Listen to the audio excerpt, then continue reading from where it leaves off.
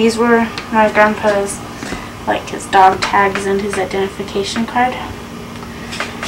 These showed his rank and the campaigns he'd been on, and this little thing right here was his infantry pin. This was like a good conduct medal, and these showed his like things he'd accomplished. The campaigns he's been to. And this is the campaigns he'd been to. Okay.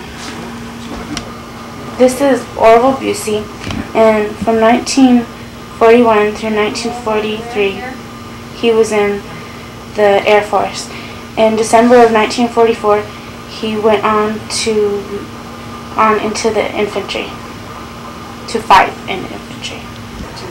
This is Evelyn Busey. She's Orville Busey's wife. Grandma. Oh, she's also my grandma. During the war, what was a typical day like before the war? I went to high school. Okay. And anything else you want to say about? Oh, well, I did work for 1 year in a government office as a typist for $5 a week. Okay, and then during the war? Then I went to Denver and got a job for $25 a week as a secretary to a lawyer. And when did you marry Orville Busey? In August of '43. What kind of things made it hard to like romance? Anything changed? Well, you couldn't find, well, let's see. You had only weekends or once a month to see each other, and he only had a small amount of money to spend. So we spent a lot of it in the city park. Rode bicycles that you rented for 25 cents an hour. Went to the museum and did some roller skating at Mammoth Gardens. Was that because he was in training? Yes. Where did he train? Lowry 2. Okay. And what was life like after the war? Couldn't find any apartments or houses to live in, and jobs were scarce too, but all the soldiers got unemployment for 1 year, so that helped. But I went to work in Gates Rubber Company until Grandpa got a job about a year later. I used to work at night, and he'd take care of the baby, and then I'd be home in the daytime. But he was home he'd go out looking for a job for about half of the day, and then he'd be home the rest of the time. During the war, did you work? You said you worked on planes? Yes, I went into civil service attached to the Air Force, and I worked on planes at Hillfield, Ogden, Utah, mostly repairing electrical panels that they'd bring in off the plane and put it on the bench, and then you worked on them there. I didn't get to get in the plane itself. Were there a lot of women who went back to work or went to work? Oh yes, most of them went to California to work building airplanes and other things of that sort. But in the civil service line, there was at least half as many women as there was men working on the electrical panels. Okay. This is Orville Busey. He's my grandfather, and he actually fought in World War II.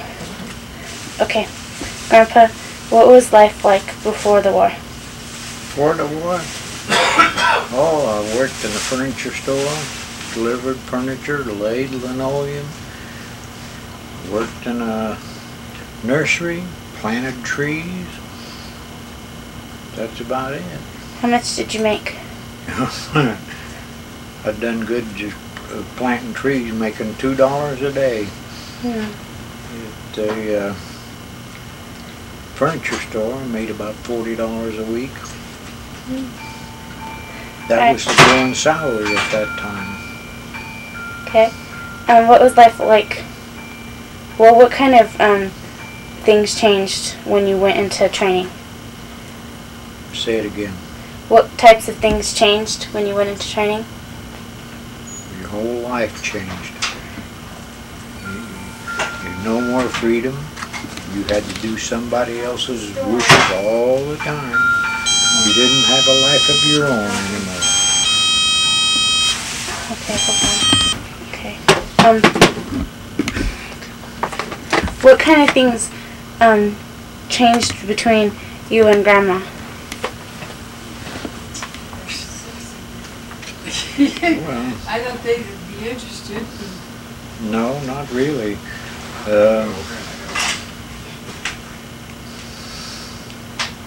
Was romance Well, that's harder?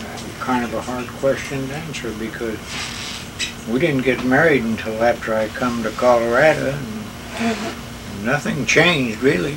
Oh. Okay. And well, when did you actually fight in the war?